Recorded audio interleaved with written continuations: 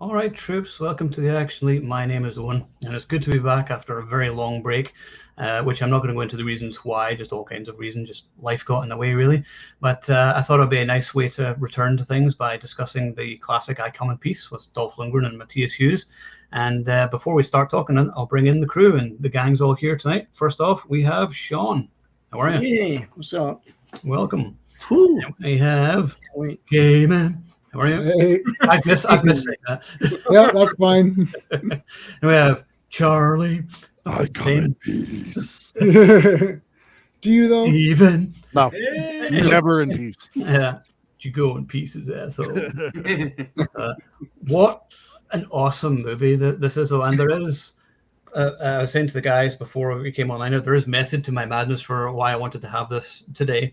I mean, adjust tinfoil hat. But if you've been watching the news, there's been all the stuff in Congress about how the shady organizations have been hiding aliens from us all since the 1930s. And I thought, well, so Matthias Hues has been in plain sight for a long time. I'm just hoping that the aliens have some cool guns like they do, because the guns they have in this movie are awesome. So welcome, and if you need me to join your army, just call me, and we'll happily join you. We're all available. We're all interested, just as long as we don't have to go back to work. That's right. All our links are in the comments. You can get a hold of us however you need to for recruitment purposes. Yeah, exactly. So before we start, actually, what have you guys all been doing in your various channels lately? So, J-Man, what about you? So we're streaming three nights a week. We do Mondays. Mondays is Legion of Superheroes talk, where we've been chronicling every appearance of the Legion of Superheroes from Adventure 247 till at least we're going to go up to 1989. Sean and Clobberin Times are on that. That's 3 Mondays out of the month. The other Monday, I am on Clobberin Times channel talking about Earth B, which is Bob Haney, so Brave and the Bold Batman usually. Wednesdays we do wrestling, so we just did the wrestling stream a minute before I came onto this stream. Fridays are free for all, so we either do comic books versus movies, which is coming up. And this Friday we're doing the first appearance of the planet Lexor, which is Superman number 164. That is a request from one of my subscribers, so we're doing that.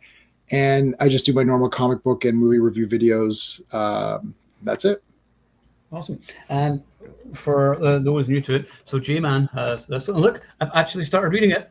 Oh my gosh. This is a book I call the Tea Merchant, and it's wonderfully short, so it won't take long. It should only take me about 6 or 7 months to read it. Right. 24-ish, you know. Yeah, it's like each story is like 5 pages or so. Sean proofread it in 3 minutes. It's like can you read this book? It's like it's like I sent it to him and he responded back like, "There's no way he didn't proofread this that fast." It's like, yeah, it's done. Yeah, but it's awesome though. Like I read the first story, and it's kind of like Boba Fett meets Hellraiser. Oh, thank you. Oh my god, that's great. Yeah. so for the next edition. Yeah, there you go. There's your pull quote right there. Yeah, that means see. Oh, that's awesome. I like that. And then Steve's dad has done Blood Will Out, which is a book which I'm going to read hopefully someday. And then the other book I got recently, which I'm so looking forward to not reading, is Heat 2. Nice. Wow. Written by Michael Mann and Meg Gardner, and it apparently is like a sequel to Heat, but also is a prequel, and it tells us all about what happened to Val Kilmer's character after the events of the movie. Oh, so I see it's long. I see it's overly long, just like all of his films. I will never ever read it, probably, but I will try. He read the back cover. We're good. It's all good. Yeah, I got the gist of it. I was looking for an audiobook. Oh well. Anyway, Charlie, what about your channel? Still, I was a guest. You were a guest, so we've been still rocking and rolling all year on Give Me Back My Action Movies and horror movies back and forth. But all of July, I took over the entire channel, and it's been nothing but the month of action movies from the beginning to the end. And we started off with Owen, who came on with us, and we did Expendables 2. I didn't know how to do it unless I brought every action hero I could think of in one movie. So that's why we did that. We followed it up with Speed. Then we did Lethal Weapon 2. And finally, Megaforce, which is out right now. So all that's coming. And next week, we have something super special started. We are doing a Grindhouse feature with another podcast where we are covering Rob Zombies. They talk about Rob Zombie all the time. Quentin Tarantino and Robert Rodriguez's Grindhouse movies, Planet Terror and Death Proof. and we're each going on each other's shows, covering it, and it's all coming out the same day. So you get to listen on their show, then come over and listen to the other movie on our show. So it's a true double feature Grindhouse podcast. So a lot of fun. And Stephen or Sean, have you guys got anything else in the pipeline? I do random stuff on my channel, so subscribe whenever to I have the Sean. time. So I've been going through Sears Wish books, like old toys and stuff from the 70s and 80s. I'm going to go through old comics. I just did a whole like issue by issue retrospective of War of the Worlds from Marvel Comics. I'm going to do Battlestar Galactica next because I have the entire run of that. Okay. So yeah, just comics and movies and like, you know, toys and stuff. I'm just all over the place right now. So, but it's all cool. And Steve? Yeah, so I'm working on my next short story collection. It's based on pulp characters I wrote years ago when I was doing a magazine with Sean and J-Man. I was also just telling J-Man I have now added a friends section of my website. So now I have friends who have written books. So I have my dad there. I have J-Man there. I've had J-Man's wife there. Yes, I do have Ed there. And I have another person. I edited her book years ago, so I added her as well. Nice. And of course, as I garner friends, which I don't plan probably on doing, but if I do ever gain more friends, I will add them to the friends list. You don't need more friends. You have us. What else? Yeah, exactly. I'm like, I got enough friends. I don't need any more. But if I, by chance I do, Coach John McClane, I got enough friends. Actually, just going back to what Sean said about Battlestar Galactica, I recently got the DVD collection at Walmart. It was like $30. Me and Ed have just been like watching it. It is still such a great show, and it's such a shame that it got cancelled when it did. Like the stories were so good, and it actually still really holds up. Most of the effects look good. Sometimes you see little squares around them, like you did with Star Wars before it got ruined. But that's part of the charm of it. I'll take that any day. So yeah, expect a review for that on the site in the next couple of weeks once I finish watching it. But it's still a really good show. Maybe the best TV show theme tune of all time. There, I said it. It's out there. I think the theme tune is amazing. And it's up there, yeah. I also think the Cylons are cooler than the Stormtroopers from Star Wars. There. So. They're made to look cooler. So they definitely look cool. Yeah. And the voice, I love I was like, I wish I could speak like a Cylon. How many girls I would get if I spoke like Cylon? I mean, go on. They'd be lining up.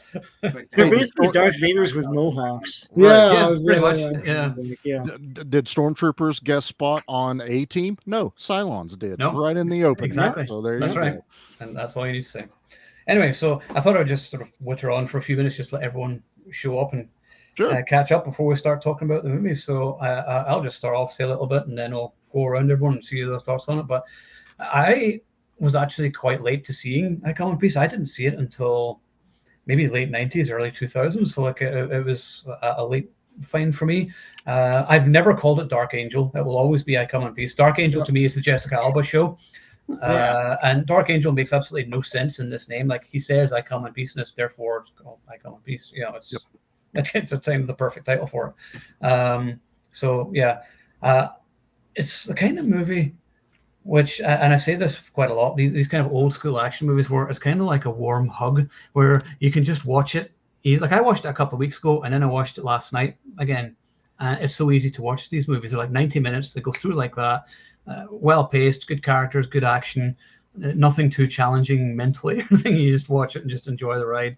It still looks great. Beautiful neon. And you got Jan Hammer's music. And of course, Jan Hammer did Miami Vice. And you got some awesome electric guitar music. And every good action movie needs an electric guitar. Great practical explosions. And Matthias, I think, did the majority of his own stunts, if not all of them, because they couldn't find stuntman to match his height because he was huge, I remember. But that's all I'm going to say on it for now. I'll interject and talk over people at some point. But first of all, let's go to Stephen. What do you think about Come in Peace? So I obviously saw this trailer when the trailer came out in 1990 because everyone knows about I come in peace and you go in pieces, like sort of thing. Of course, the asshole part wasn't included in the trailer. J-Man was a real champion of this to me. Years later, he said to me, "Have you seen I Come in Peace?" I'm like, "No." And then like he showed it to me, he burned it for me, and then he gave me a DVD copy. So J-Man was bound and determined that this was going to be part of my collection no matter what. You know, but he did say it was Dark Angel. You know, he did say it was called Dark Angel, and I found that weird. I'm like, didn't they make a Jessica Alba thing off this? I've come to really enjoy this movie. It is a warm hug is a perfect way to describe it. 90s movie. I find it's very interesting though that it's sort of like a sort of commentary on 80s culture. Like you got the yuppie villains, the white boys.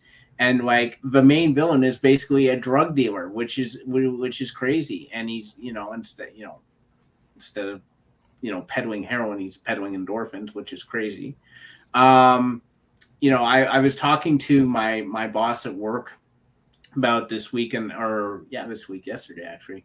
And I was like, oh man, yeah, tomorrow we're going to do a live stream on Uncommon Peace. He's like, oh yeah, I remember, it's a horrible movie. And I looked at him and then you quit. And I'm like,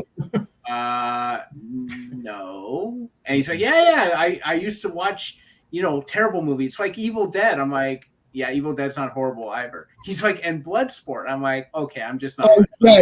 What's this prick's name? He's like the Bizarro of action movies. Like anything that's bad is really awesome, actually. Yeah, you've got onto it, Sean. That's his Bizarro world. It's like, yeah. I was like, maybe horrible means really good. Like I just hid behind a pillar and then he left, you know. Oh my god. I couldn't work for someone like that. I'd quit. No. And I'd burn the building down. Well, this is one of the reasons why I talk movies with you guys, but I do not talk movies at work at all. I do not speak about movies at work. As far as they're concerned, I don't know what a movie is.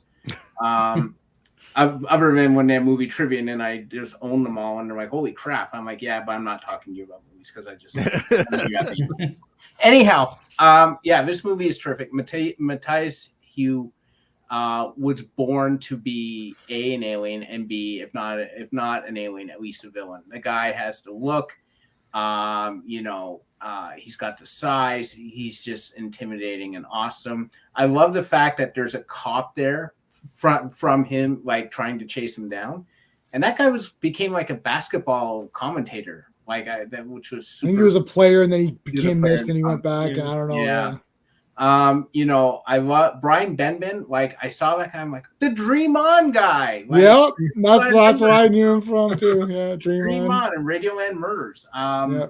You know, he's the perfect buddy cop foil. The girl is super cute. I never hear from her anymore, Bessie Brantley, but she's super cute. And this has a ton of those actors who you're watching. You're like, I've seen this guy in some other movie. And of course, Al Leong. Al Leong, of course. Yeah. So an action movie without him. You know, there's some terrific action. And I love how Dolph Lundgren is like the Western, the modern day Western guy. To the point that like you hear the twang of the guitar sometimes when he's on screen by himself, and it takes place in Houston. So there you go.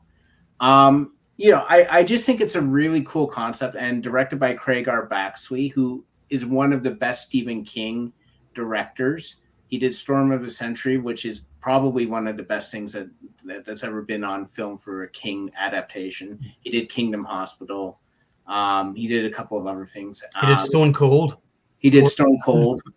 You know, like this guy is an unsung hero. He's a former stuntman, right? So he's really, really competent and really, really good with the camera. Like the movie looks like $1 million, and you know he didn't have $1 million to shoot it. So you know this is a really awesome, you know, hidden gem. People, I think it's cult status grew, and I think there's a lot to like about the movie. Yeah, agreed. Absolutely. Craig R. Baxley also did Action Jackson and Sniper too. So I mean, he is a quality director. I think he still makes things occasionally, but he doesn't do quite as much. But I mean, he started out. I think he was like a stunt coordinator for the A-Team.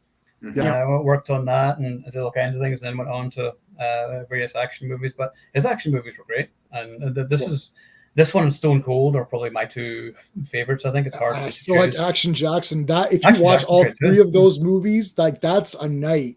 Yeah, Oh, I'm very now, different movies at the same time, which is good. and they're all different. And I'm now thinking a 3-way versus. I'm thinking that might have to happen because that seems really hard to do, and I like ones that are tough. Yeah. Ooh, I think I have an answer for it, but yeah, that'd be fun. Okay, well, you go next, Charlie. Oh, me next. Yeah. Dude, I was interested in this movie early on. This was like right around the time Dad introduced me to R-rated action movies, and he was just trying to find what I like, because he knew I loved like monster movies, alien movies. So he's like, okay, this is an action movie, Dolph, Alien. We'll watch that one night. He totally forgot about the titty bar scene. So I saw that straight up, because I think as a kid, whenever the alien attacks the girl mechanic and it rips her shirt and nothing gets shown, as a kid, you're like, oh. And then now all of a sudden we're in the titty bar, you're like, ooh. And then I remember boner, because both of those things happened at that time. But, very suitable name. very suitable. But I have always just been drawn into this movie from the get-go that I watched it. I have loved it for as long as I can remember. I've owned it. I love that freaking alien gun. And then we just covered Stone Cold not long ago. It's the same gun that I call him Richie because that's who he was in Seagal's movie. William Forsythe. Mm-hmm. He has that same gun. Don't know how he doesn't shoot everyone that's in the front of it. And then that gun shows up again in Deep Rising with all of the I don't want to call them terrorists, but the guys that are taking over, supposed to rob the boat. They're using that gun. It's a Calico M950 or something like that. It's a real gun. It just doesn't shoot like that. It's not like it's the gun trilogy. Yeah. Like Greg Arb actually loves it. And apparently that's why he loves the look of it. It looks sci-fi. It's its own character. So I've always loved when I spot that gun in other movies. But man, this is also real close to one of my favorite Dolph movies. Oh yeah, like I love Universal Soldier and stuff like that, and I try to watch anything he's in, but my favorite like Dolph acting is in I Come in Peace. I love his character in this. He's that cliche cop that does his own rules, but he has to make promises. He's a man of his word. He's a man of honor. And there's this whole backstory to him we never get, but we kind of get little pieces of who he is and his character, and then throwing Ben in the middle of this as the perfect, like, odd couple is the way I look at these two. And then they kind of come together at the end. Very Lethal Weapon 1 kind of style where they hate each other at first, then they're teamed up at the end. And Matthias, man, Steven's right. That dude's born to play a villain or an alien or something. I mean, he is a Greek god among everyone else, and I wish he'd have done more. He's done quite a bit, but he should have been way more higher, along the likes of Dolph and Arnold and all these guys. So you also need to read that if anyone's shirtless and all in Hollywood. yeah. So it's quite long. I was looking at it the other day. I'm like, it's 500 something pages. I'm like, that's gonna take me like. And yet, I read this in 3 weeks. Oh wow! It can be done. And so it can be, and I am the worst reader in the entire world. So, guys, next time your covers are supposed to be shirtless. That's how you read the book now. So J-Man, you're just going to be shirtless in the next one, and then I'll read it. Like that's it, man. That's it. Anyway, sorry. That's me. You showed his book, but Matthias is super like active on social media. If you share stuff that he's in, he responds.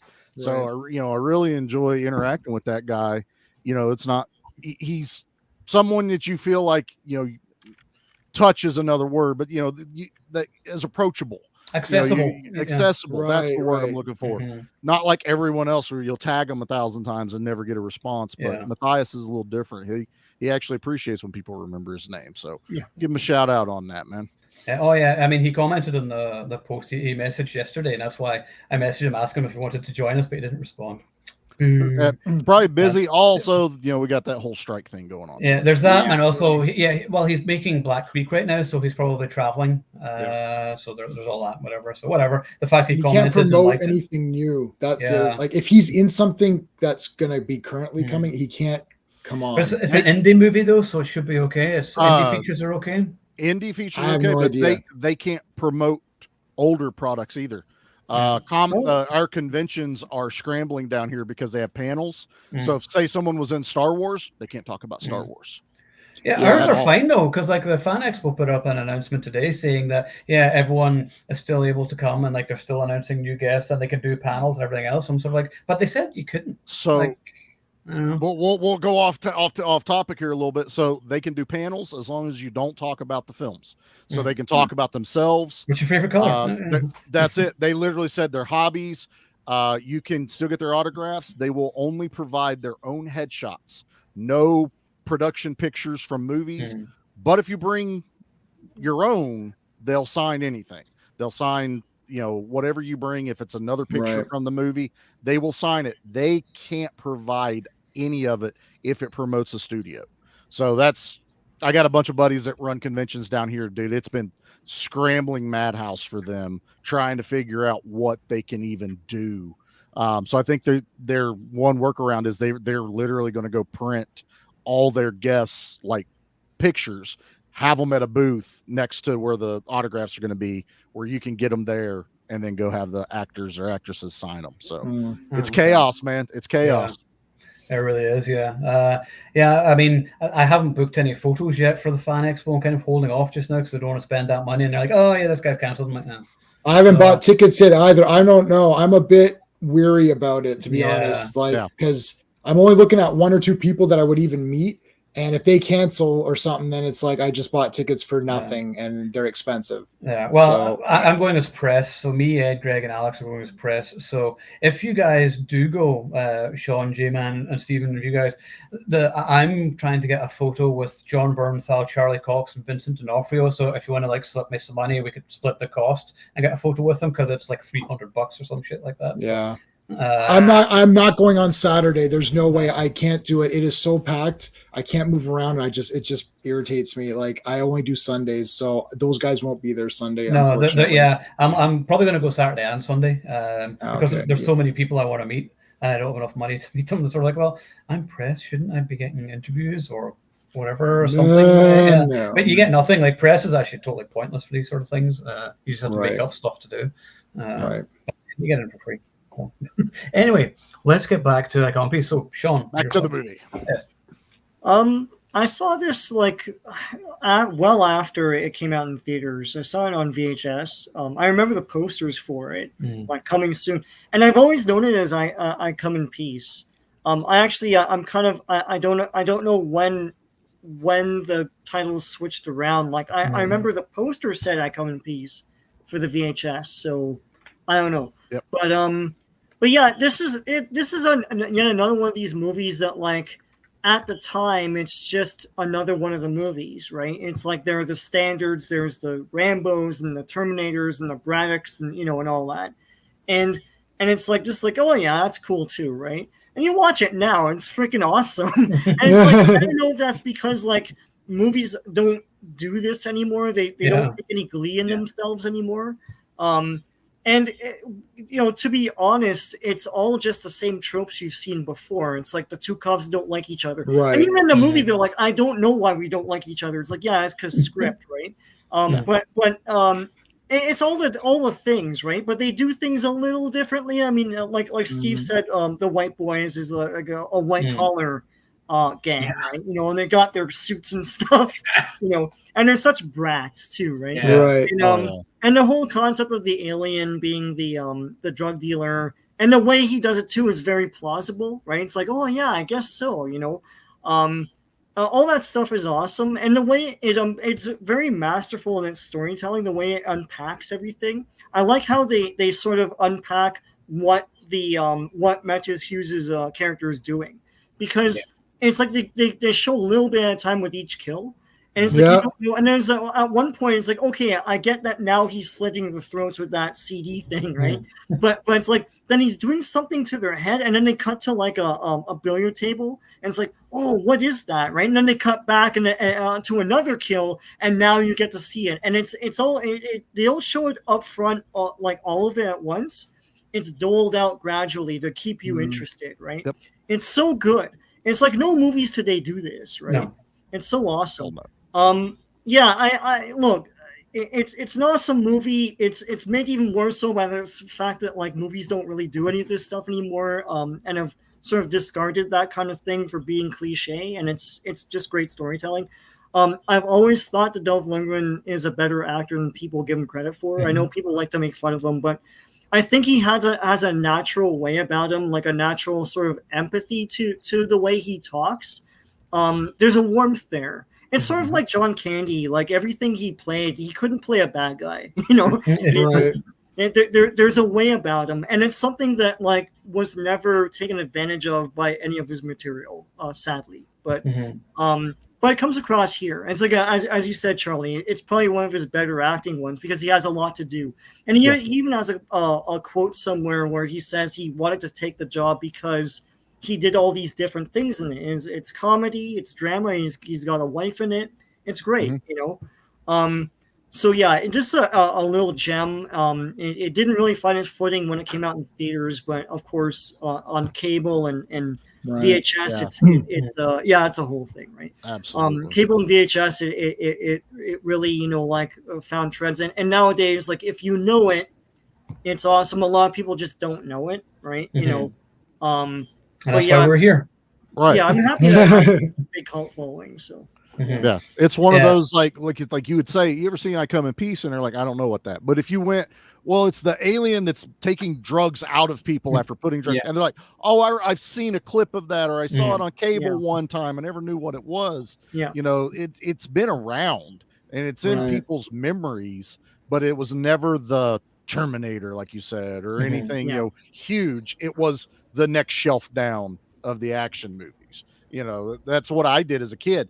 I went through the regulars, that Rambo, Terminator, all this. Then it was like, okay, I've watched these. What's next? Stone Cold, I Come in Peace, you know, the Missing in Actions, because I did Delta Force first. I started going further and further down the line, and God, there's some great movies in there that should be on the top shelf. Scorpion and it's like Split Second. Yeah.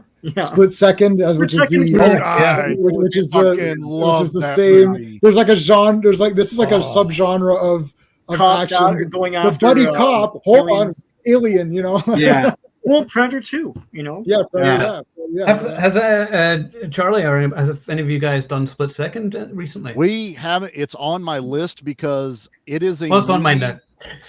Well, we can do it here, but it is a movie that it haunted me forever, that I could never find it. I looked when DVDs were still fairly new. I have it on Blu-ray. I have it on DVD though. Oh, I own it now, but I'm talking like early 2000s when I got my DVD player. I walked into a place we had here called Buybacks when I lived in Columbus. Yep. $100 for the Split Second DVD. And I took it up to the person going, this is mismarked, obviously. And they looked it up and they go, no. And apparently it was a super short print run when the original DVD came out. And they were selling it for $100. I own it now on Blu-ray. I had the digital download as soon as I could. I did the same thing with I Come in Peace. This movie took forever to come out on an official release. It was a Shout Factory, did it? Yeah, I've got the Shout Factory right now. I think the collector's edition one is that MVD or whatever it is. It's that one. I think it's Shout Factory. I had one with like a reversible cover where Dark Angels on one side and I Come in Pieces on the other side. Oh, I'm sorry. I Come in Peace. That's the one I thought we were talking about Split Second. Sorry. That's the one I have. We're talking about both. Yeah. Sorry. Yeah. Sorry. I got confused as well. Sort of. Yeah. I mean, I like this artwork. I just don't like it being called Dark Angel. Yeah. It's I mean, it would have been a stupid nickname for Dolph Lundgren in the movie, but I mean, that was the only thing I could think of, you know, or the bounty. Was it the bounty hunter that was hunting Matthias's name? Well, it makes no sense. No, it's I Come in Peace. They say it. It's that literal. They said the name of the movie in the movie. Yeah, that's the whole point. Yeah. I like how I hate the name Dark Angel. I think that's so garbage. Yeah, I don't understand. It's generic. It's like Come in Peace is very unique in this movie, and I still love the irony of it. It doesn't die, you know. It doesn't get old. No, it makes me laugh when I watch Mars Attacks, because I immediately think of I Come in Peace with the alien, you know, because that's what they're kind of doing. We're going to just say I come in peace to disarm you. Yeah. Then we're going to kill you. Right. Immediately go to this movie. The terrific thing about this thing is he's still saying it even when he's got the friggin' rebar through his stomach, and he's just it's like that's the only thing he's learned, because he doesn't care, right? He is just saying the thing that he wants people to, you know, be like, you know, less defensive, but they see the guy, he doesn't understand. Just seeing him is scary enough that you could say I come in peace. That's not enough. Yeah, he knows two phrases in English: I come in peace and I win. And and the bounty hunter dude's having full conversations. Yeah, it's like he knows everything. And everything. Right. You must promise me, you know.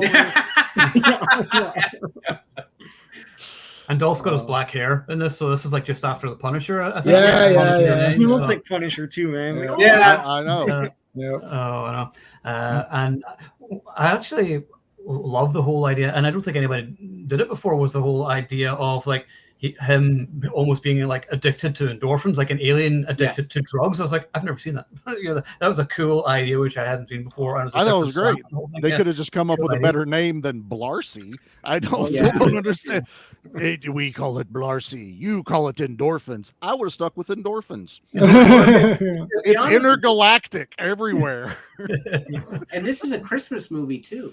It is. And I thought that's what Owen was going for, was Christmas in July. So I was like, oh yeah, aliens exist now, so all of this is plausible. Yeah, that's the thing. I mean, it's so funny whenever I was watching it, because I've been watching this for ages, because like I'm a total conspiracy guy.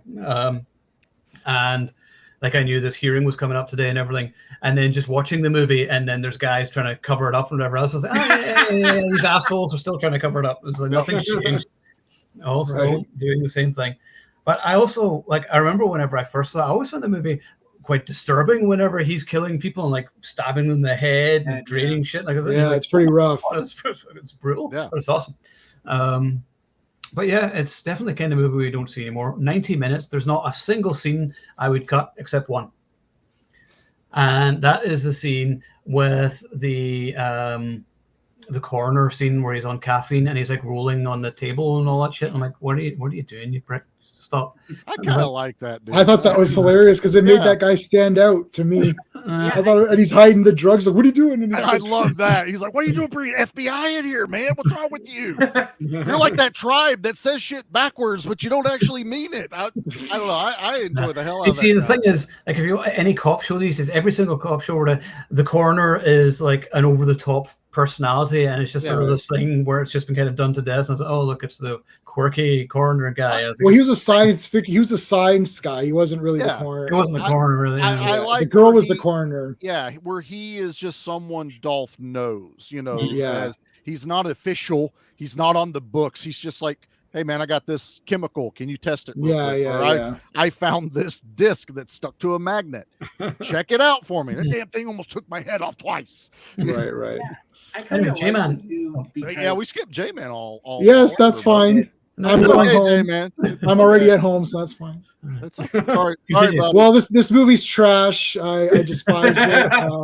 I forced Steve to watch it because I hated it so much. I wanted him to. I gave him my DVD copy because I didn't want it in the house anymore. Obviously, I love Dolph Lundgren. He-Man's the best, and then he was He-Man and Punisher, so I saw everything he did. The top 4 Dolph Lundgrens are He-Man, Punisher, this, and Red Scorpion. I don't count Unisol's or Rocky as Dolph Lundgren movies because he's not the main ensemble pieces almost. Yeah. The cool thing about this movie is that you don't actually need the alien stuff because he's fighting drug lords, his partner's killed. It's like the alien stuff becomes a bonus to what was already shaping up to be a pretty cool movie with Dolph Lundgren just beating up guys. It was almost like too when you think about it. It was almost like it felt like it was like a Cobra type film. Like, okay, he's this badass cop, he's a road cop.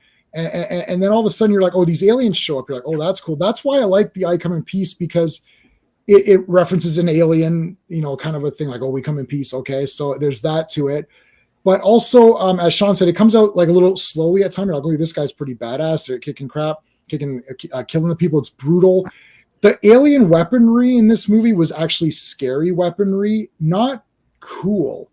The gun was cool, but you're like, Oh shit, this is like pretty rough. Explodes The wire thing, that's scary. The wire thing, and like even just hitting with the tube, but the disc is brutal. It's not. It's a finesse weapon, but it's handled in a brutal way. It's like pew, pew, pew, like whoa shit. Yeah. It wasn't like I'm not saying the Predator's weapon. The Predators got coolest weapons, of course, but the Predator's weapons, I was almost like, oh yeah, these like look cool, man. Yeah. But this was like F that disc. Like I was right, like I wasn't like when you're watching, you're like, oh, the Predator disc, you're like, oh, I gotta get one of those Predator discs, right? This thing, I was like, F this thing. And they foreshadowed it by the CD giving the guy trouble in the car in the very beginning. I love that. So they didn't just make this movie and say, let's have aliens blowing up stuff. There was a little bit of love, and you can tell when a movie is loved. Like the people today, I hate doing this today thing, but they're just making the movie to check their boxes. Yeah. The guys making this movie are excited for action because you can see the thought process. They're like, okay, so we've got this disc thing. Oh, hold on, let's really make it badass. Like, okay, let's make it like really like, you're like, oh shit, that's cool. Having the two drug dealers, I like how there's like, oh, you thought your big heroin deals, you thought that was what's going down? Okay, F that. This alien's doing super drugs. It's like, we're going to take your petty ass drugs and we're going to pump you full of them, and then we're going to extract the real drug. And she's sitting there and she's hyping the drug up. She's like, oh, heroin? Okay, whatever. This drug is the endorphins. And it's like, oh, she's like, just a small, tiny bit of it can infect or can, do 1,000 people. You're like, oh my God. So I like how everything is up. It's like, okay, you've got your weapons, you've got your handguns, and okay, but we've got our super guns. And nothing's too crazy. Like, I like that it's literally just a drug dealer who's like, okay, I'm doing my thing. Yeah. There isn't a big invasion plot. There isn't like, oh no, and there is still stakes because the guy says, look, this is the first guy. This is your scout drug dealer who's come in here. More will come. Yeah. And more will come if you don't stop him. So it's got to be like, oh, we sent our guy to Earth. He didn't succeed. He got killed.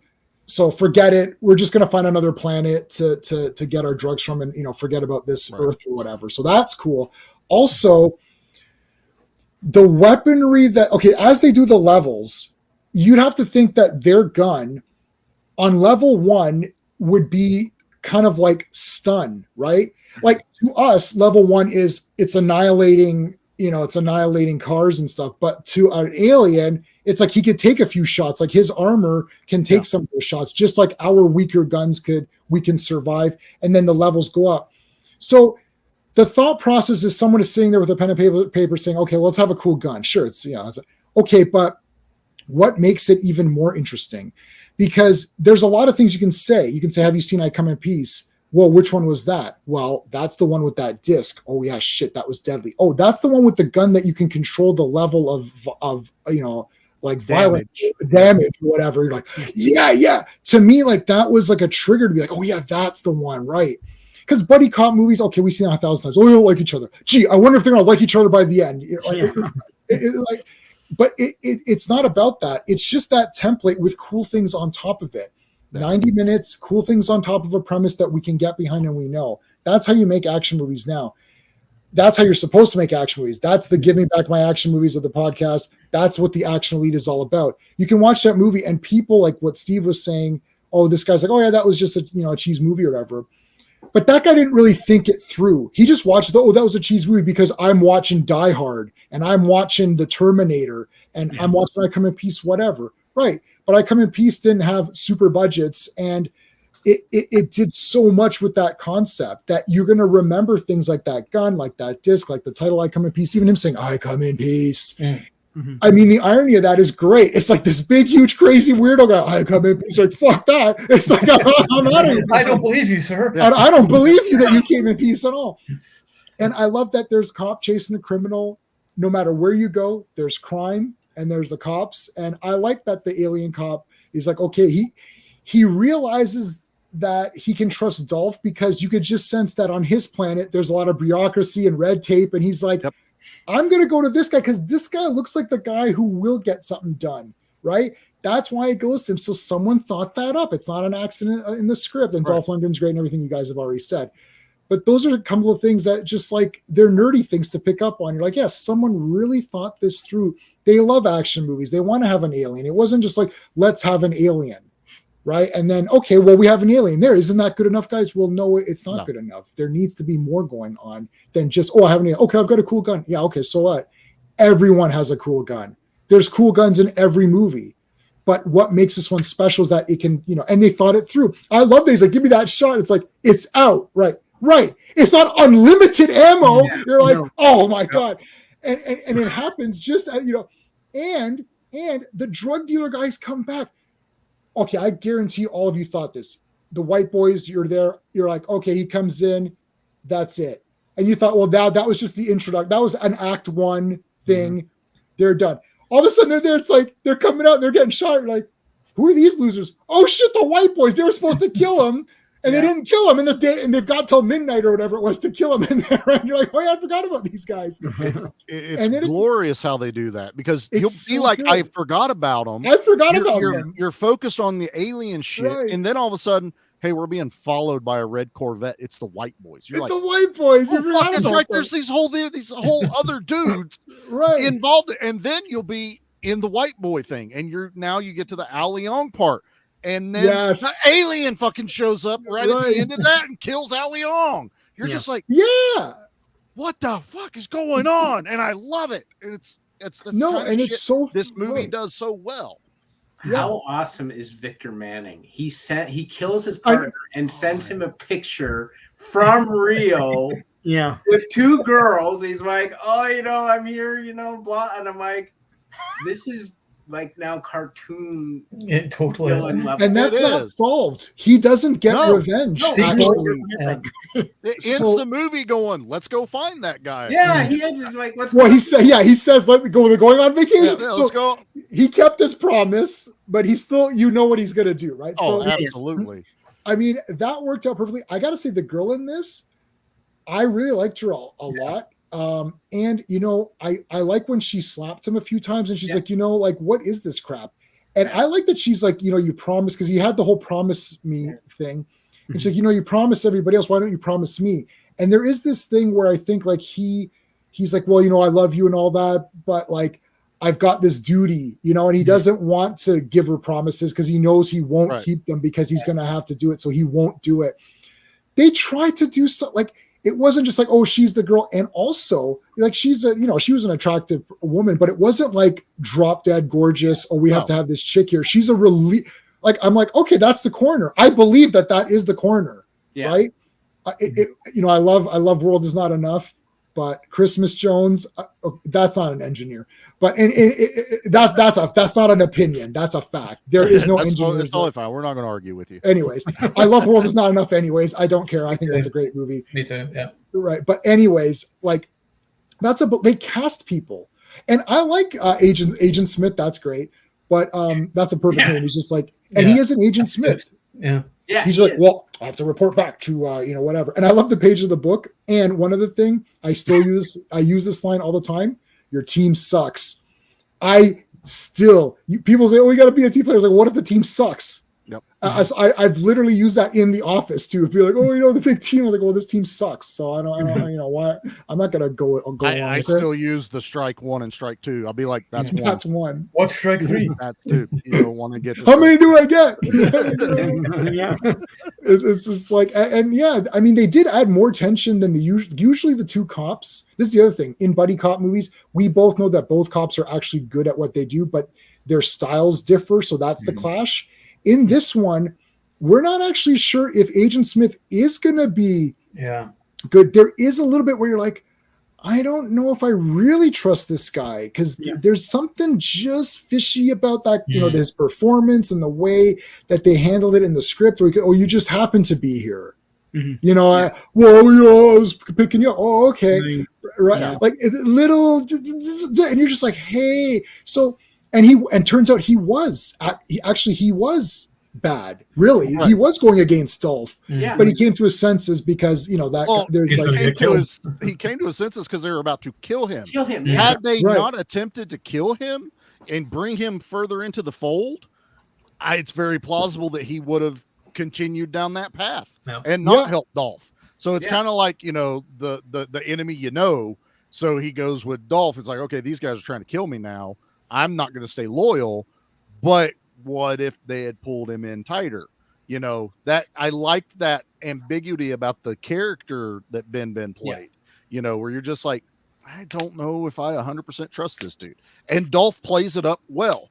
I don't trust you. I definitely don't trust your boss. I'm going to tell you, you know, and you'll see that I am a man of my word. And I knew what was going to happen. It's excellent story writing and telling. You could have done this movie, thrown everything in this movie, mixed it up in a blender, and it may never have stuck or tasted good or anything. But because of how well they pace it, they write it, and everything just works flawlessly, this movie's a blast. The only thing it needed, it needs a CGI laser going into the sky at the end. I was disappointed it didn't have that, because more movies need that. Need all kinds of lasers to the sky. Of course, And they had the milk blood. Anytime you see, there's only two. It's either green blood or that milk from Ash from cottage cheese. Literally, we're gonna dump this entire thing of cottage cheese on your chest. You cool with that? It's like, oh, okay, that's it. It's just cottage cheese. And they explode. I guess that alien race saves a lot of money on the funeral arrangements. Yeah. It's like there's not really any funeral homes. Like everyone just explodes when they die. Yeah, there's Slayers from Krull. Yeah. Oh, that's right. Yeah. Oh, the Krull killer speaks. Yes. Yes. I'm looking at my notes. See if we mentioned the music, right? Oh yeah, that was Jan Hammer. Yeah, great electric guitar theme tune and just synth. It's just everything that's great about 80s stroke 90s action movies.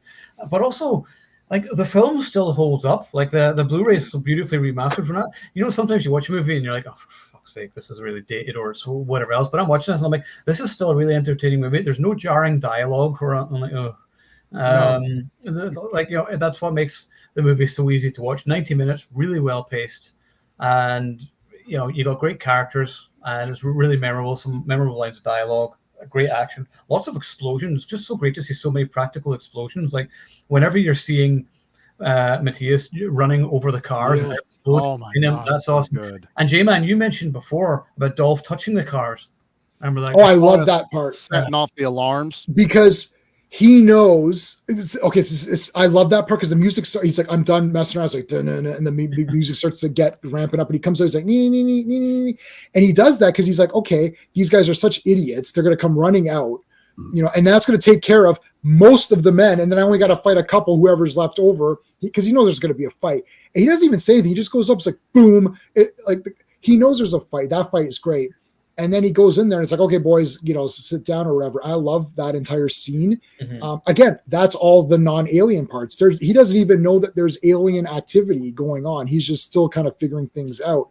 So it's like you've got this cool, even if there was no aliens, you could have played out with the white boys and then he would have killed those guys. And then, you know, Manning or whatever would have like sent more, probably, let's hire two big professional guys. They would have come and then Dolph would have to fight them. Like you could almost see how that movie was going to go. Oh, absolutely. Yeah. Right. And it still would have been awesome because you're like, this is still cool too. But then you got the aliens and it's like, I like how the aliens have their own movie for just a little bit. It's like, they've got their own drug war going on where we're watching this other drug war going on. And then, you know, they're going to cross and then that's going to be cool. So yeah, 90 minutes.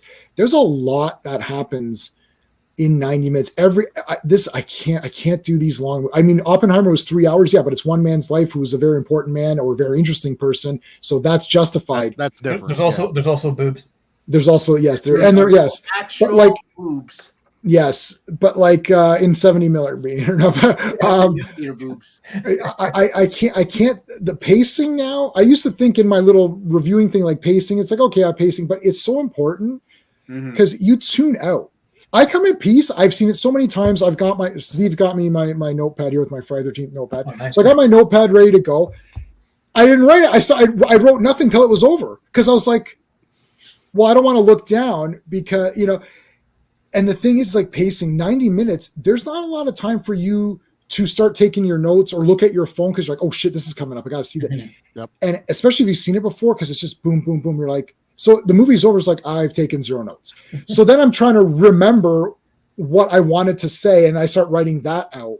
Yeah. And that's how it should be. like I'll say this about I think Ebert said this for Ong Bak when Ebert reviewed Ong Bak.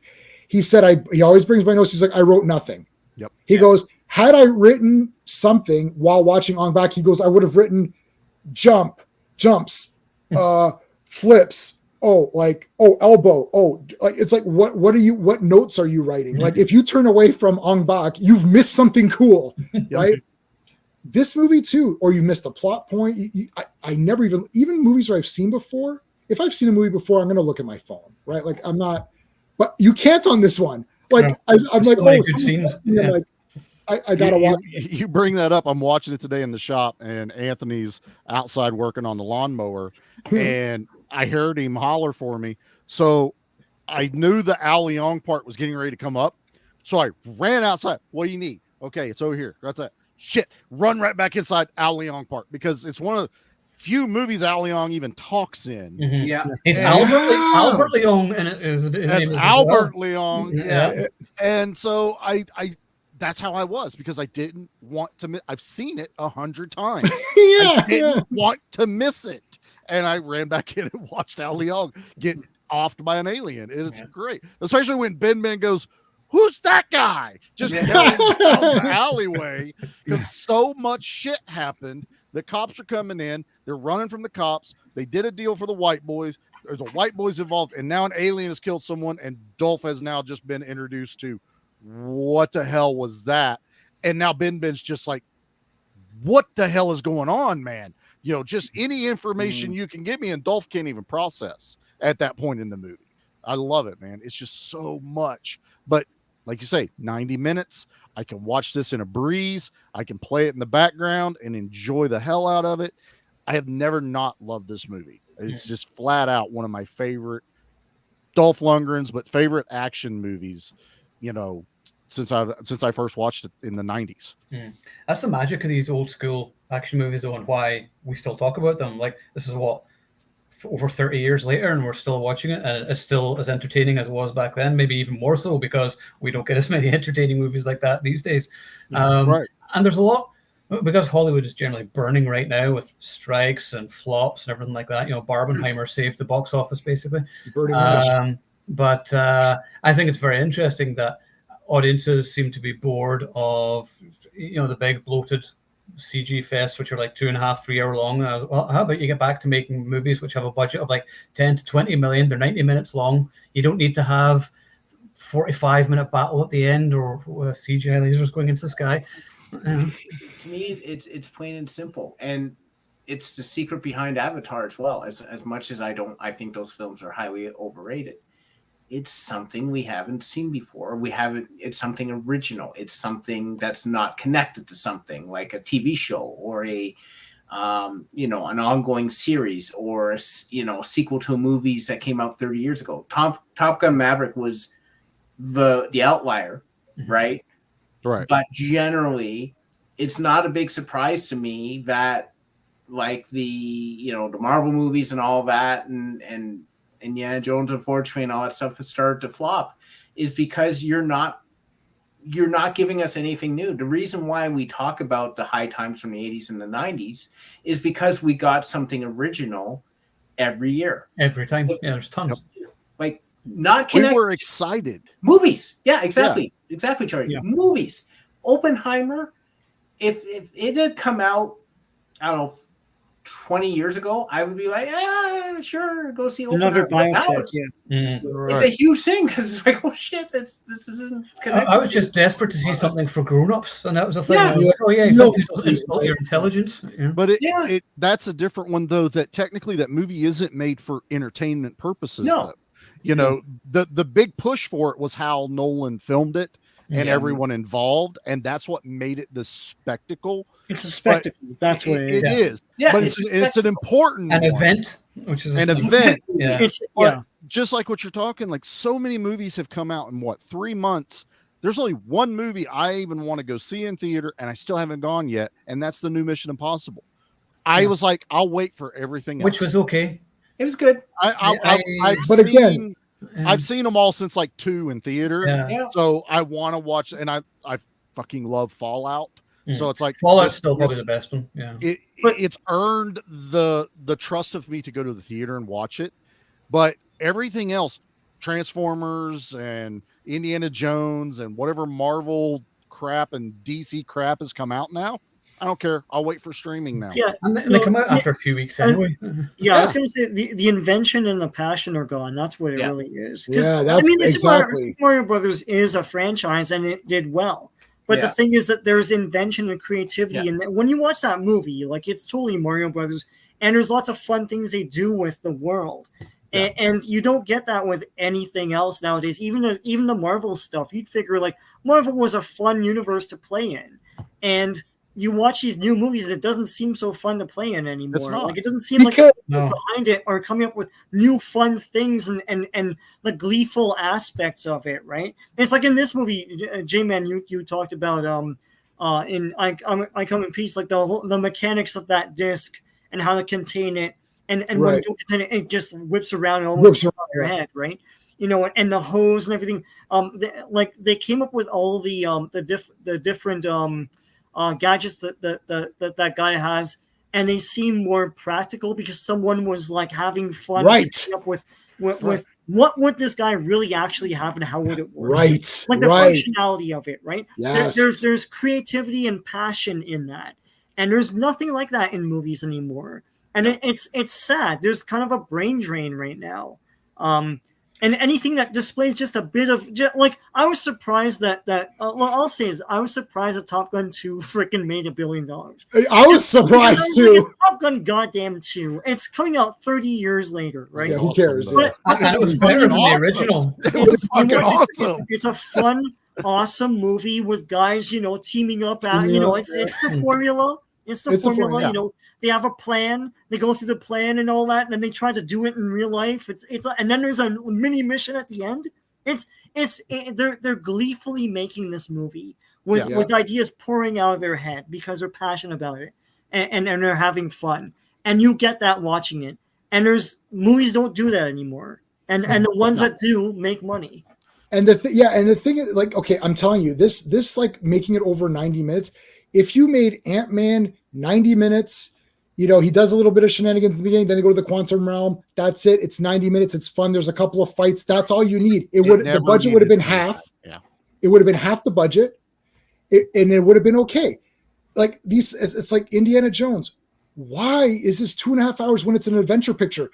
This needs to be fast moving, even if its star is not fast moving. It's like it needs to be fast moving action, and give me 3 or 4 really cool things. That's all you need. Like I can't. And then the thing is, you watch it 100 times. When I was a kid, you don't watch a movie once. You think we watched Bloodsport and we thought that was great, and then we never watched. Okay, we watched Bloodsport. Like, holy shit, 1,000 times. We're watching it again right now. I watched Mortal Kombat. Mortal Kombat. Oh my god. I rented it. I saw it like 2 or 3 times in the theater, but I rented it.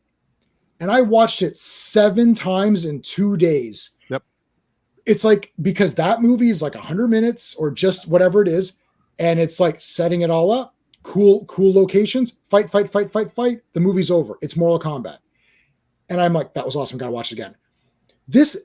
Even movies that I liked, like I like Spider-Man or whatever. It's like, yeah, but when it's like 2 hours, 15 minutes, 2:20, 2:30, I can't rewatch that. No. Right. I can't do that. So I end up just chaptering. Yeah, I just chaptered to the last hour and you're like, and you're sitting there thinking, you're like, what happened in that first hour that was so goddamn important to this story that it needed to be there? It's like Spider-Man should save some people at the beginning. Then in the middle of the movie, he fights the villain of the movie. The villain defeats him or gets the upper hand, just like a Rocky movie, just like anything else. Then Spider-Man has to tune up those web shooters, put the gloves on, get ready, get a new thing. Yeah. Take care of business at the end. He beats the villain at the end. That's it. Why is this movie $300 million, 3 hours long? It's like, what? It's just Spider-Man fighting a guy. I'm pretty sure he's going to win in the end. I'm pretty sure there's going to be some cutesiness with him and Mary Jane, and there's going to be a cool villain fight at the end. So just give it to me. No, I'm with you. Like Transformers. I love I like the Transformers property. The Transformers movies are awful. That last night or whatever, it's 2 hours and 40 minutes or something. It's a disastrous nightmare. Yeah. It's like the fights are good, right? It's a nightmare. this is actually a nightmare. It actually is scary. It's so awful. And you're like, why is this so? If it would be 90 minutes, it'd be less awful because there's the less awful parts in it. There's no fatigue. There's no Mission Impossible fatigue. There's no Fast and the Furious fatigue. The fatigue. There's no superhero fatigue. There's garbage fatigue movies. It's like, why is this still? Why, like, this movie is too long and I don't care. These people sit there like, yeah, it was okay, I guess. I don't know. That's my rant. We've gone on a wild. Oh, that's okay. No, but this is interesting because it's all connected. But interestingly, there actually is Mission Impossible fatigue because it took a little bit 10 days for that movie to make 100 million domestically. That's crazy. Yeah, and again, but it's 2 parts. Why are you two? That Tom, I Tom, don't agree with. Yeah, help me out, buddy. Why? What are you doing? That is the killer. How great is the story? I hate that's their new thing is we want to wrap up everything. Let's make it 2 or 3 or however fucking many parts to finish up a movie. It's stupid because now it's kind of like, well, do I just wait till the? That's what I'm doing. That's the Harry Potter thing. To this day, we saw every movie in the theater. To this day, I have never seen the 7th one. Because after that 6th one, I was like, I'm done. This meandered, and I don't give a shit about this villain. I hated the last. It's like it took him 6 movies to manifest. This guy sucks ass. I haven't like so. I never saw the last one. Me neither. And I ordered on Blu-ray. I have the complete, and I never saw. I think it's part 8, Sean. I think there's 8 movies. There's 8 movies. There's 8 movies. Yeah. Well, what the freaking ass, man! Yeah. And what happened? Part 1 and part 2. So what happened in this Harry Potter film that was so important that had to be, when you put them together, it's going to be like what, 5 hours or something, like 5 hours. So this Mission Impossible Dead Reckoning, part 1, 2.5 hours. So it's going to be 5 hours. That means that Ethan Hunt more important than Lawrence of Arabia? Like, but I thought the difference with this one, they resolved the main story in this one, but there's an overarching thing, like who is the AI or what is the AI? I know. You got the keys or whatever in it or something. Yeah. I don't know. I watch it. It was enjoyable. I was into most of it. I wasn't into all of it. It was a little too, like, it's a little, I agree with Owen. It's too long for a story that is a little bit rubbish. Every scene goes on too long. Like, there's a scene in a club where they're talking, and it just seems to go on and on and on. I'm like, can we wrap this up? There's no tension here because I'm bored. I leaned over to Ed, and I said to Ed, I was like, Ed, when is this over? I was like, why is this not over? It just keeps going on. I was like, make it stop. Because I stopped caring. I was like, I don't care. You can jump off a building or motorbike or whatever else. I don't fucking care because I'm bored. I need to pee. You should have yelled, turn down the suck knob. There are elements to the movie that were good. I was quite taken. Amazing stunts. Atwell character. Yeah. There are elements that were good, but the overarching element, I was like, this is Terminator. I'm like, kind of, I've seen this before. Tom Cruise, Owen was completely bang on with his review. There is a bunch of action scenes. It keeps you entertained, but at the end of the day, when you make something part 1 and part 2, and I'm going to be very tough on Dune when part 2 comes out, because I'm going to be like, eventually part 1 and 2 of Dune, considering that part 1 was the Cole's Notes version of the first chapter. It wasn't layered or anything. Well, Dune cannot be a film. That book needs to be like a 10-part miniseries to get all the nuances that they've done twice already. It's like, and even that series didn't really. I've watched all the Dune stuff. Yeah, I watched the original. I didn't watch the 2000s when they. I own it all. I'm a Dune guy. The sci-fi one. I didn't watch that one. I saw. There's that in Children of Dune, I think. Children of Dune is continues from that. I watched that too. Yeah. They skipped Messiah. Well, they put Messiah into. It's a shorter book, so if they do Dune 3 and that's not one movie, F that, because Dune Messiah is very short. It's short. It's the shortest one, I think. Shortest the entire third shorter than any of the other ones. Yeah. But a piece is a complete film. It is you don't need to see what happens after, you know, Matthias Hues is killed. Like, you don't need to see it. It could be a sequel. You could have a sequel if you wanted to, but if you don't, that's perfectly fine. It's a complete film. Yeah. You got what you needed to get from this movie. You don't get that anymore. That's not it. I need to have 17 movies to explain what one movie used to be able to explain to me. And well, it's back when they used to tell stories. Yeah, right? yeah. It's the shoddiness of and this was supposed to be one of the crap ones of 1990. Yeah. It's like one of the ones that, like, everyone dumped on. It's like it's a masterpiece today. You could see the artistry of it now. Yeah, right. know? As a kid, I had no idea of this shit we're talking about. It was just Dolph fighting aliens, explosions, you know, resting, you know, go in pieces, boobs. And now I'm sitting here like digging into it, going, holy fuck, these guys knew what they were doing. Yeah. You know, Craig R. Baxley really actually knew what he was doing for just a stunt guy. You know, we just talked about Hal Needham the other day because he did Megaforce. Yeah. And he was a stunt dude that really only knew stunt movies. If he didn't have a good writer, he's not the greatest director out there, even though he did like Smokey and the Bandit and Cannonball Run. But those are road movies with a lot of shit happening. I don't need all this other, you know, exposition. I know what's happening. But Craig R. Baxley was able to do everything. Give me explosions, give me energy, and a story that I can follow and I can look back on now and go, holy fucking shit, that was great. But why can't we get that anymore? But Sorry. I think too, it's because he is a stuntman, and because he's a stunt coordinator, he's got to think of the mechanics of what he's doing. Like, it's not simply like, okay, J-Man has forever killed my rationale with Aqua Teen Hunger Force. I created you to fly that rocket into that wall. That's how I explain things now. Yeah. You know, like he's not. I create you to blow that rocket into that wall. He actually has to think, okay, this guy has to hit here, and then this has to hit here, and this and that. And you can see the mechanics he would expect that from the storytelling. It works with the disc. Why does this disc? How does it do all this? Why is it still in the speaker, like trying to move? Right. That's how do you ground it in reality? How do you ground it? But how do you make it practical? How do you operationalize it? Like, those are the sort of things you do. Now I'm going to nail the directors again. Now you have these assholes who we all sat with in film class who are like, movies suck. I know how to make movies, and they're proving they can't. And there's a whole legion of them proving they can't. But the ones they're not even making the movies. Go ahead, Owen. But the ones who are making the good movies are stuntmen. And Craig actually sort of laid the thing, but you got like the John Wick series. John Wick, Sam Hargrave, who did the Extraction movies. Like, Extraction 2 is still my favorite film of this year, probably. It was so good. It was really good. I preferred it to John Wick because it didn't take 3 hours to get the story told.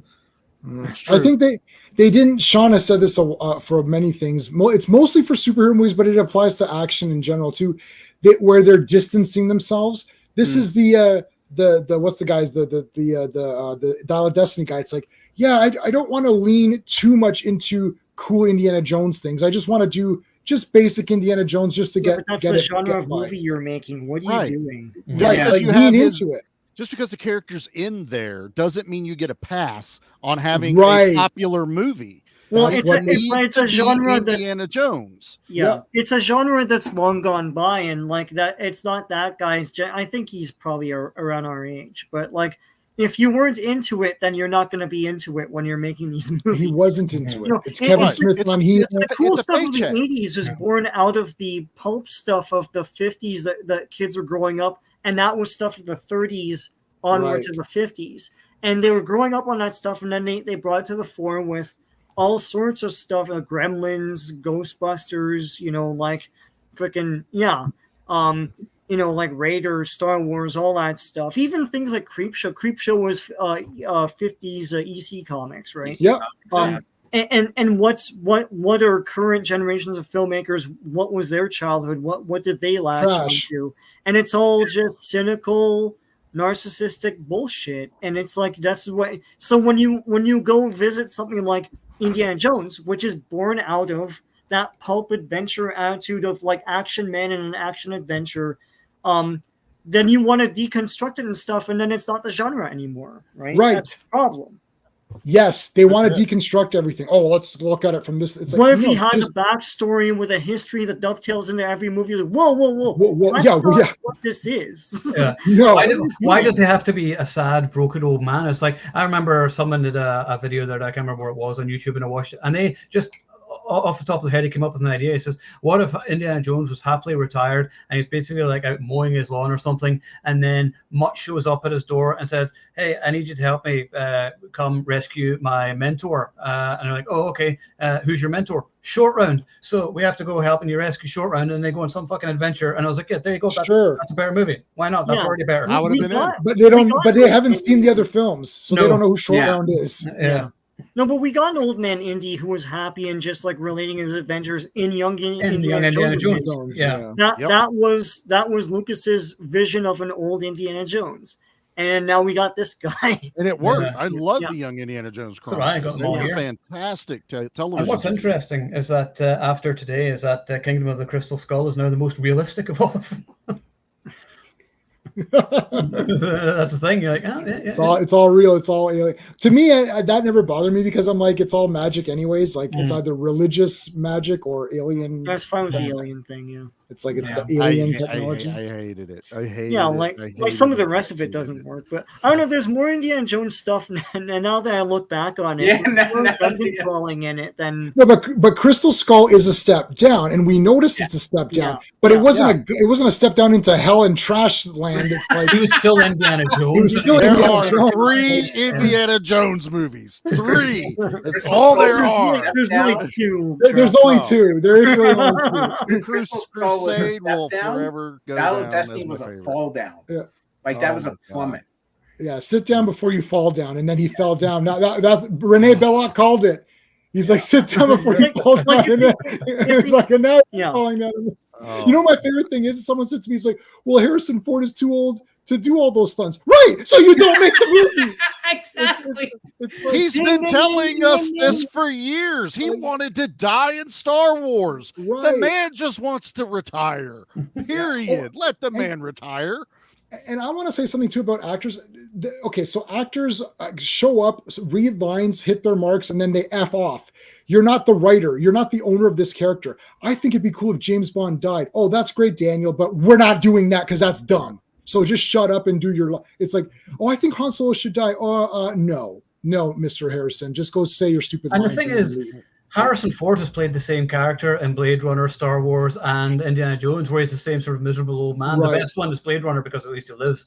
That's true. A little bit in Air Force One too. Towards the end of it, he's just really grumpy and pissed off that he's not off the plane, and someone spoiled his game for him.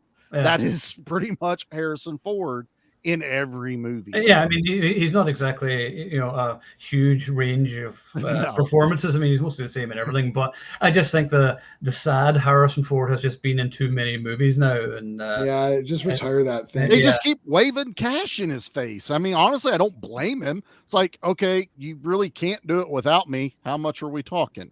I'm not going to fault him for that, but it's also just like, God, dude, if you said no, we wouldn't have this argument right now. If you would have just said nah. And just to bring it back to I Come in Peace for just a second, Dolph Lundgren has a lot of different kind of roles. He actually isn't the same. Like Kane is not Drago. Drago is not Frank Castle. Frank Castle is not He-Man or Adam or whatever.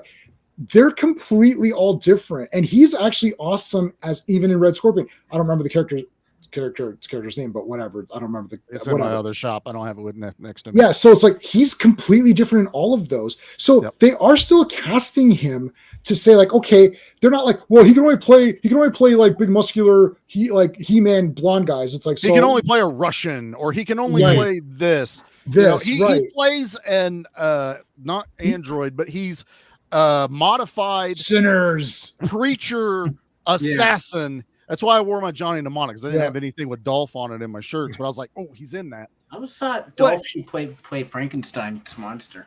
That would be interesting. Great. Awesome. I mean, he played like a Crusader. Was it Minion or something like that? Yeah. He had that spiked iron gauntlet that he wore in that. He has more range than most people give him credit for. Yeah. I mean, in all reality, he's not afraid of a role. He will literally try just about anything if it, sounds cool to him. And I dig that about Dolph. I mean, it's why they're mostly straight to video, but some of his straight to video is better than some of the other guys that straight to video movies. He's still trying. Yeah. Like, I'll give credit to a lot of these guys. They're still trying to do something kind of neat or whatever. And they're not phoning in it. They're not just phoning it in. And he directed a few of those Dolph's. So he's freaking trying.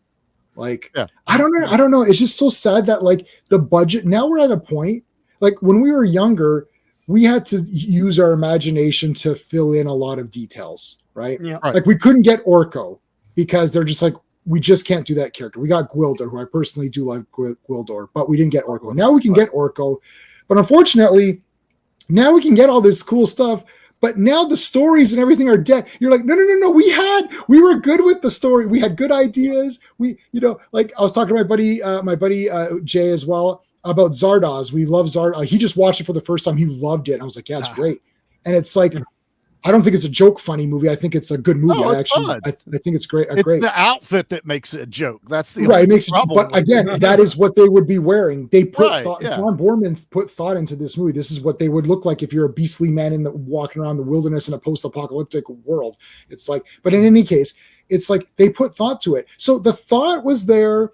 The actors were there. They had story ideas. They had good concepts. It was usually budgets. What separates a classic from a B movie is budget. Yeah. It's not like Dolph Lundgren. It's not like Schwarzenegger was a 400 times better actor than Dolph Lundgren. It's just that Terminator had bigger budgets and it just looked awesome. But now we have the capability of making everything look good. Effects don't matter as much anymore. You can get by looking pretty good. Like I Come in Peace today would be like bloody. They probably up the action, put even more in there. But now they just don't have they just have garbage ideas. So you're like, oh, when are we going to get that time period where it all like meshes together? So well. And now we're getting CG that looks like shit all of a sudden. Because they're lazy. Because now it's lazy and they're cutting costs. And the guys are like, it's still the same amount of work we're doing, if not more. And you're only wanting to pay for like how they break it up into segments of how they do the CG. That's why it looks like shit now. And it's proprietary stuff too. And it's like Disney can never get de-aging right. And it's like, why is everyone else getting it right?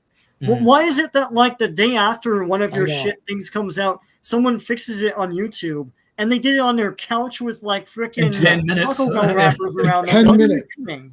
Like, Sean sent me that Luke Skywalker. I mean, I love Mandalorian. That was great having Luke. 24 hours. Sean's like, check this out. Email. Sean's like, watch this. Click on attachment. I'm like, holy shit, this looks awesome. I'm like, wait a minute, was that perfect. Mandalorian? This came out on D Plus just now. You couldn't get it before. You could, right? But how did he do this? How did he do this? Just did it in a couple hours on his computer. He did it from midnight to he did it in 8 hours, and it's like Boba Fett fan 3002. Uploads. Oh, it's better. So Boba Fett fan 3002 is better than Disney. Well, watch the two videos which have been released by a channel called Prism. And it's got what if episode 7 was awesome and what if episode 8 was awesome. And I watched today, and it's done using kind of AI for the pictures and things like that. But it's got all the characters, but it has a brilliant story. And I was like, why? Wow, someone actually bothered to actually have a coherent story. And so these are on YouTube. I'm going to watch them tonight. I watched the one. The titles are different. Like it's not called The Last Jedi. It's called something else because somebody actually came up with like a new idea. But just what they do with like Rey and Ben and everything and Finn is like everyone has an arc. No, you can do you can do great stuff with. No, everyone was coming up with their own stories anyways, right? Mm-hmm. But it's called the expanded universe. We had years of content right there. Yeah, that was it's funny because call. They had this. Well, I'll say this about Star Wars and I'll stop. But they had this strategy of like making 2 Star Wars movies a year, which would have worked if you had the EU, because then you have all this built-in IP and audience. And you could have got away from the Skywalkers. It's not like that stuff was just marketing materials and it was crap. It all sold millions of units, like the books, The video game comics, sold millions the of Dark units. Horse stuff. So they if you had a did video game that was damn near the same as a movie release. Yeah. You know, Shadows of the Empire, when it came out, had Right. video Knights games, of the Old had Republic. Dash, had Rengar, and all that. toys. It was its own movie that never got made. But I got toys from it. I actually have toys from it. I have the Outrider and Dash hanging in my room. Yeah, Right now. Dash Rendar, Yeah, but I'm looking at it right now. But Knights of the Old Republic has Yeah, its that's what own you all were giant saying. fan base. Make a movie. Make an X-Wing. And not like that Darth Bane movie. Rogue One Like, was where's going to that? be the Rogue Squadron movie, and it wasn't. Make a real Rogue Squadron movie where Wedge Antilles leads it, like the comics. Like, you had it all. You got rid of it, and then he's like, I'm going to make 2 movies a year. Of what now? You've murdered everything. You've taken the mystery out of it. You've taken the anticipation out of movies now. Like, I'm not looking forward to it. We just watched the new Guardians of the Galaxy, and it was weird when my buddies went and watched it when it was still in theaters. They messaged me back going, "Hey, Charlie, make sure you and your wife watch it first." And I was like, Guardians 3? They're like, "Yeah, please." Well, yeah. Before it's not a kids movie. Yeah. Before you take your kids, go watch it. And I watched it. I watched it with Anthony. He's older. He's almost 17 now. Oh, he's fine. I got done watching that movie and I looked at my buddy Rob and him and I went, I'm depressed as fuck right now. And Anthony goes, yeah, I don't think Chloe and Liam should watch this. Like, it's that fucking depressing of movies they like. Like, the Guardian movies were fun and they could watch them. And now they can't watch the third one, not for violence or anything, but I don't want them fucking depressed. It's so depressing. Yeah. It is a depressing movie. Oh, it is. But I don't particularly like James Gunn. I don't really like any of his. I like the first Guardians of the Galaxy movie. That's about it. I think his DCU is going to fall on its ass.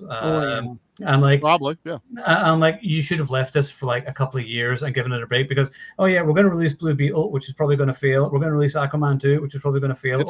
They're guaranteed to fail. And we've removed the Batman scenes from Aquaman. That's great. And but we're going to release them anyway. Like, why are you even releasing these movies? It's like, people have no idea.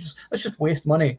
It's so infuriating because the budgets for these movies, like Aquaman 2 is probably like 200 or 300 million. It's like you could have like 10 sequels to Come in Peace and it'd have been awesome. So they filmed that thing 3 times already. They have reshot it 3 fucking times. That's back in the 80s and 90s. That meant your movie shit and it ain't ever gonna see the light of day. Back to the Future is the most famous one. Well, that's the most, but that was more one character kind of was screwing it up. But they reshot like 80% of that thing. Yeah. But they reshot it the same. They literally only changed out Eric Stoltz and put. They didn't rewrite it. Yeah, that's true. Yeah. Batgirl, they didn't even release.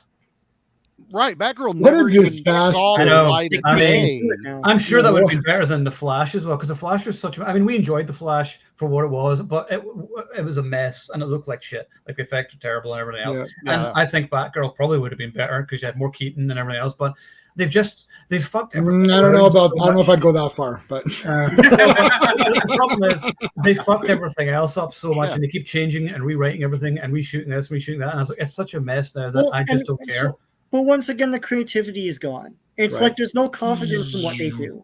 It's like why would you actually cancel that? And for some reason they canceled Scoop 2. They finished it, and now they can't release it. But it's like, why wouldn't you be? It's like this new Snow White, right? It's like they changed everything because of the comment of one person. It seems, and it's like, but going back to that, it was just a short comment.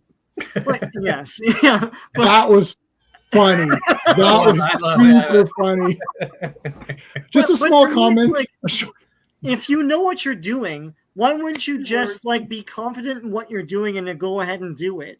It's like to change and rearrange and pay for everything just because one guy makes some comment and not have some sort of principled stand back is messed up. That's the core problem with Hollywood now. Right, and that's there's no bean counters are in charge. Well, the bean counters are fucking stupid because none of your movies have made any money. Yeah. So what the fuck are they counting? And there's no audience for most of it. Is there research anymore for any of this? No. Disney had not And Lucasfilm had not supported Indiana Jones for years. Right. There haven't been new comics. I know because I buy them. There hasn't been an animated series. new They books. didn't support it at all, and then they made a $300 million movie based on this. You haven't supported it, and then they're shocked that it didn't make money. It's like there's no audience for Nobody it. cares anymore. Did you do research on this before you spent all this money? This It doesn't make any sense. Yeah, put them on. Hold on, and they didn't put them on Disney Plus. The movies till recent. Put them on Disney Plus for a couple of years. See how many people are watching them. Release a couple of comic books. Release a thing. Get people a little bit pumped up slowly, so that in 3 years you can make a movie and get people pumped up. Go ahead, Steve.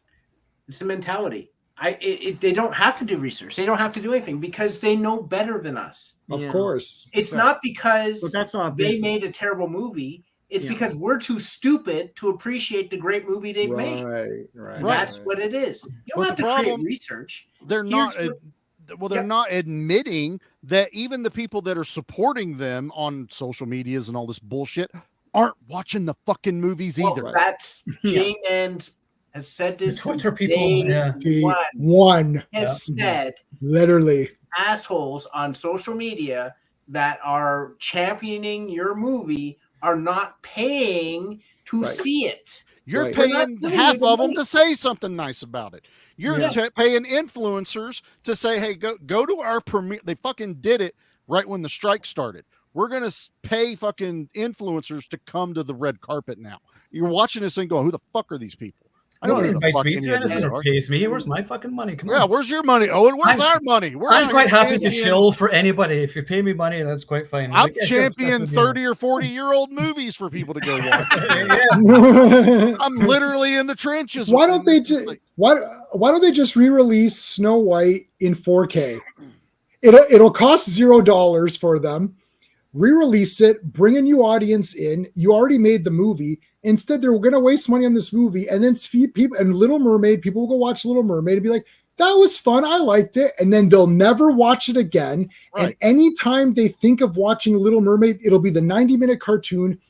I've not seen any Little Mermaid thing, and I've not read the Dutch fairy tales or whatever. It's like it's the original Little Mermaid's 90 minutes or whatever it is. It's super vibrant colors. My niece loves it. I bought her the toy. She combs the stupid hair of the mermaid. She loves it. She watches it 100 times. It's a little 90-minute movie. It's easy to watch, right? It's pretty good. I've seen it. Who's going to go watch this 2-hour plus disastrous dark? It's so we saw the trailer. IMAX like, whoa, this looks awful. Why are movies so ugly? That's the other thing. All these modern movies, everything is dark. I think it's to hide the CGI, but then why make the CGI show shit? And you spent all this money, and people liked it. There's people I like Little Mermaid, and it made some money, but no one's ever going to reference it again, except as a footnote. It'll be a footnote on Wikipedia. Oh yeah, in 2023 they made a garbage Little Mermaid movie that no one now cares about. Anyways, back to the original. Like it's just going to be a footnote on a Wikipedia page. Well, Go ahead. No, I was going to say they've been talking about the Snow White thing before. I realized it was Disney doing it. I was like, don't we already have 2 live-action Snow White movies? Yeah, I think we have more than actually pretty freaking awesome. Snow White and the Huntsman. Yeah, the Huntsman, and there's a sequel to that, which is even better. I watched those when they came out. I was like, these are actually good. Yeah. Why do I need a Disney-fied version of a live-action movie that you're not going to they own the imagery of it, right? Yeah. I mean, that's fine. And now they're not using any of it. Right. It's like, that's the whole point of this thing. You had this iconography. It's like, I know.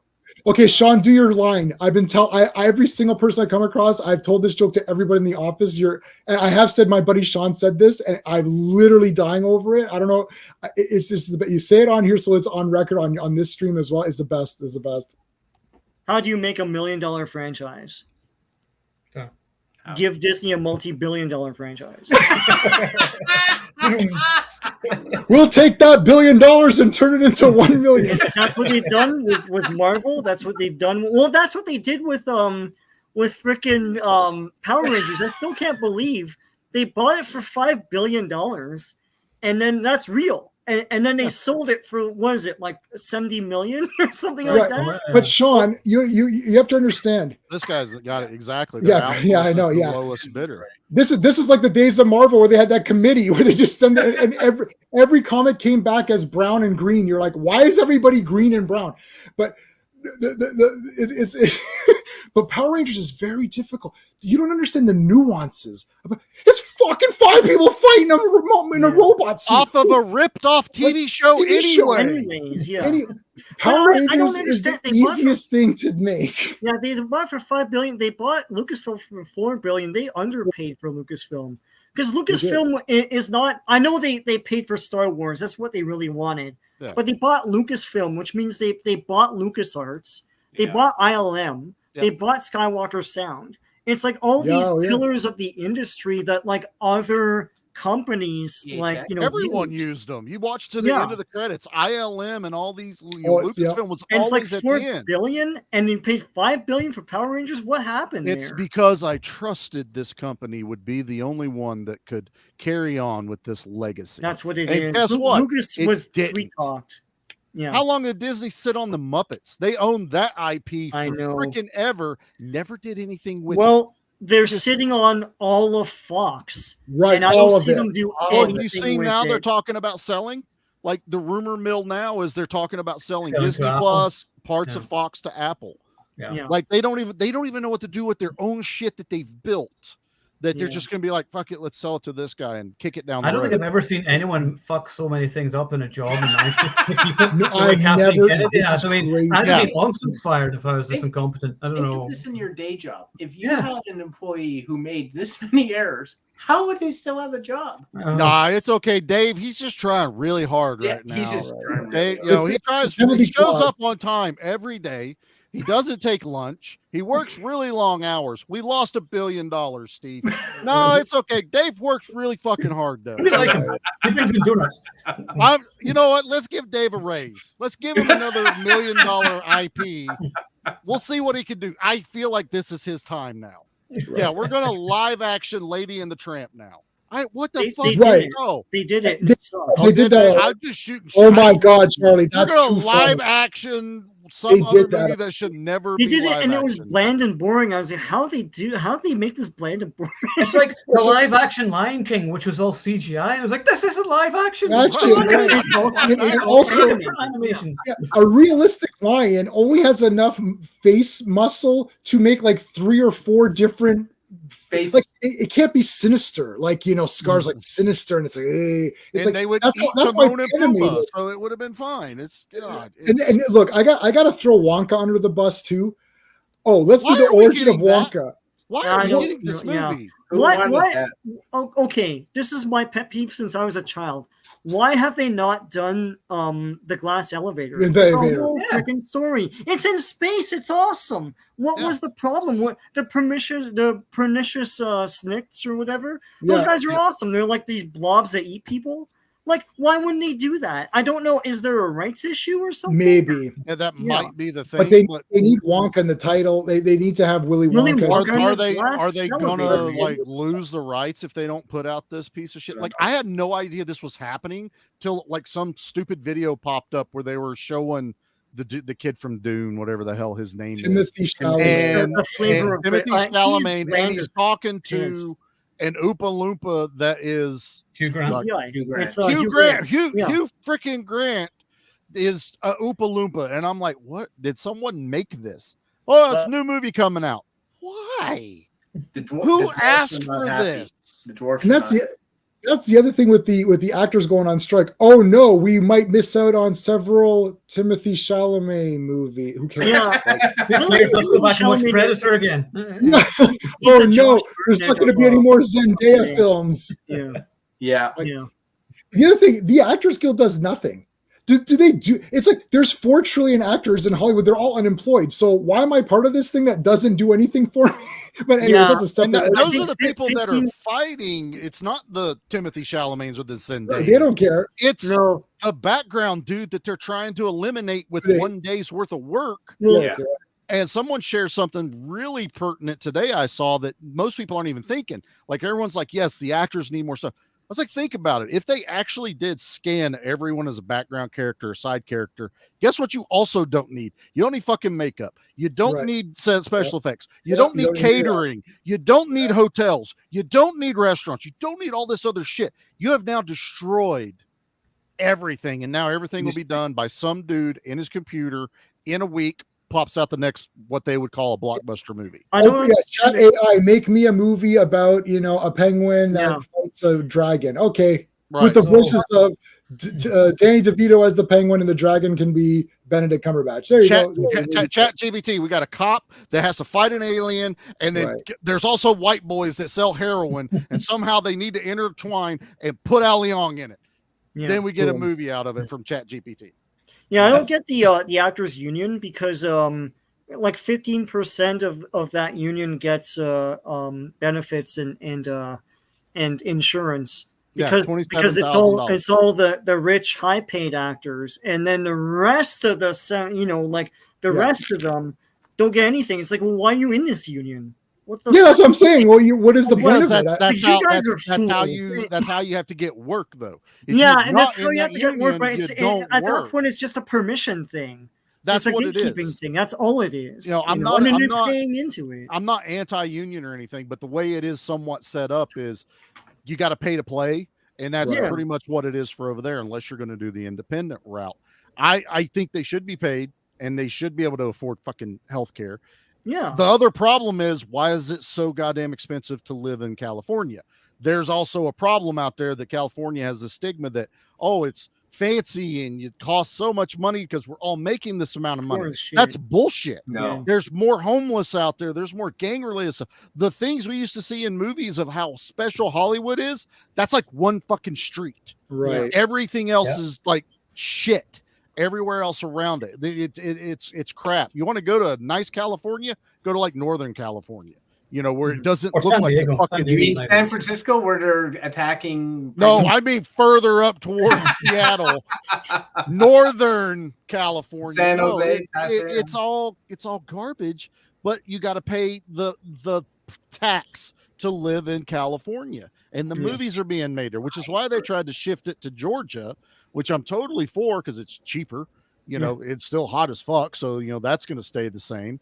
But that's what's fucking them over. Their studio apartments are more than what most of us pay for a fucking house that's 5 times the square footage that they're getting. It's like stupid. Yeah, it's a stupid fucking system, but everyone's so stuck and just keeping going with the machine. Don't want to buck it. Right. It's never going to change. We went on a rant for I Come in Peace, boys. This is I got to go in a minute. Anybody who's watched our streams before should know by now that we go off on random tangents and rants. And this never went away. First hour. This has been built up for like 6 months. Yeah, so, this is probably the best one. Yeah, there's a lot we needed to talk about, and we'll probably do the same next week after that, where we're just going to talk a whole load of shit, and that's fine. And the week after that, and the week after that. Don't push. But next week we're going to be talking Sisu, which I haven't actually watched yet, so I'm going to watch that over the weekend, and I'm looking forward to it because everyone says it's awesome. So we'll do that next week then, and that's fun, and we'll rant some more and see what else is going on. We get to rant about foreign films now too. Rant that why is this other people doing it right and we can't? Right. Yeah. Exactly. So, all right, we'll wrap it up there. That was a lot longer than I was expecting. I was like, we'll be finished about the hour mark, but that never happens. And the rants come and we go off on our tangents. My blood pressure goes up. The time limit goes up. It's fine. Yeah, but that was a great chat. I really enjoyed that. So thanks very much, guys. I've missed very much talking to all of you and doing this. So it's nice to be back. And hopefully people will show up next week and chat a bit. So we'll wrap it up there. So thanks, guys, for joining. We'll see you to talk Sisu next week. And remember to like and subscribe to all the guys' channels as well. And we'll see you next week. And remember, if you are watching, you are the Action Elite.